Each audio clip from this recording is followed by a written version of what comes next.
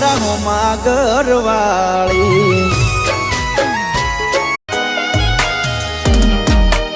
ઓ એને જોવા તો મારી વરસે એને મળવા મનડું તરસે મને પાછી ક્યારે મળશે આગે અધૂરી રહી ગઈ કહાની અમારી એ મારા કાના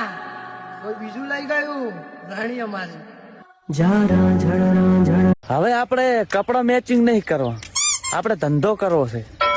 નકે પછી થીગડા મેચિંગ ના થાય.